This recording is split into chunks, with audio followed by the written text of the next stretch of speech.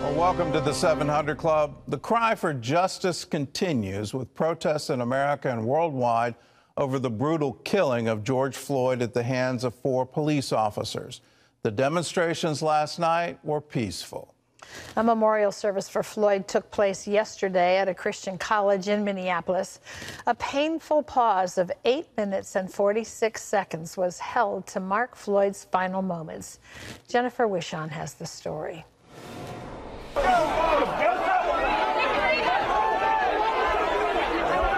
In cities across the country last night, more protests. In New York, police peacefully arresting protesters breaking the city's 8 p.m. curfew that's in effect through Sunday. The demonstrations coming after family and friends gathered in Minneapolis to pay tribute to the life of George Floyd. The city's police chief kneeling as Floyd's casket passed by. Floyd's memorial service was held at North Central University, a Christian school located just over a mile from where he died. Amazing grace. Floyd was remembered as a father and brother from humble beginnings who grew up eating banana and mayonnaise sandwiches and loving sports. All these people came to see my brother, and that's amazing to me that he touched so many people's hearts, you know, because he's been touching our hearts. Reverend Al Sharpton delivered the eulogy, quickly tearing into President Trump for holding up a Bible in front of St. John's Church. We cannot use Bibles as a prop. And for those that have agendas that are not about justice, this family will not let you use George as a prop. The civil rights activist also drew parallels between Floyd's tragic death and what he calls the story of African Americans for more than 400 years. It's time for us to stand up in George's name and say, get your knee off our necks. Then a painful pause for 8 minutes and 46 seconds to remember Floyd's final moments. We want justice for George. Floyd will be laid to rest in Houston next week. Jennifer Wishon, CBN News. Well, the nation is mourning, and this is an absolute tragedy. You look at the career of the officer who had his knee on George Floyd's neck, and you have to ask the question, why is he still on the force?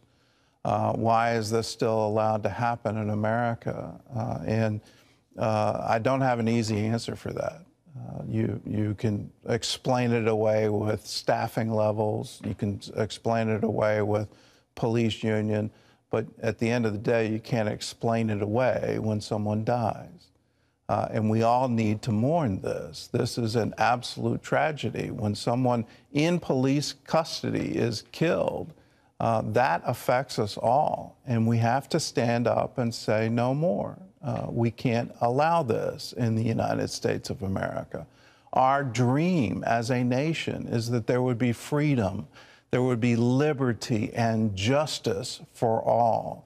These shouldn't be aspirational words. These should be real words in all of our communities, that we can trust our police, we can trust our justice system. And until we can do that and legitimately say, I trust the police, I trust the justice system, we have to work together to fix it until it becomes right.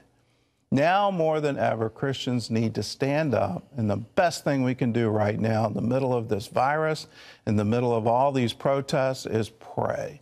We need God right now. We need God for our communities. We need God for liberty. We need God for our freedom. We need God for justice. So let us stand and pray. That's the best thing we can do. So if you want to do that, we have this wonderful thing where you can sign up. You can get email alerts about prayer points. You can get a prayer card, and we'll send you a daily scripture by email. All we're asking is that you commit during this time to pray for America. You can call us, 1-800-700-7000. You can also go to cbn.com/standandpray. Well, George Floyd's brother, Terrence, also honored him yesterday at another memorial service in Brooklyn, bringing a message of peace. John Jessup has that story from our CBN News Bureau in Washington. John? That's right, Gordon. Terrence Floyd spoke to thousands of people in his New York hometown borough in Brooklyn who had been kneeling together as they waited for him to speak. It was a racially diverse crowd from all backgrounds, remembering George Floyd and calling for change. Terrence began by telling the crowd that he wanted to thank God, that at first he was mad, he was upset, but his brother's death was not God's fault. And he told the protesters to stay peaceful to avoid the violence seen in many cities across the country over the past several days. I'm proud of the protests, but I'm not proud of the destruction. My brother wasn't about that.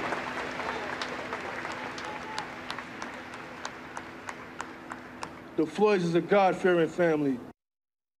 Afterwards, thousands of people marched across the Brooklyn Bridge into Manhattan. Well, turning now to the economy, an encouraging report on America's unemployment, as the unemployment rate actually went down, falling 13.3% from 14.7% the month before. Economists had projected that the rate could go as high as 20%. The economy actually added 2.5 million jobs in May as the impact from the coronavirus lockdowns has eased up. Stock market futures shot up on the news, and some analysts believe the economy will recover much more quickly than most economists had expected. Well, we keep hearing reports of progress on a coronavirus vaccine and that one could be ready this year. If you choose to get a vaccine, you may even see a big difference in the form of a radio frequency ID chip. CBN medical reporter Lori Johnson explains why.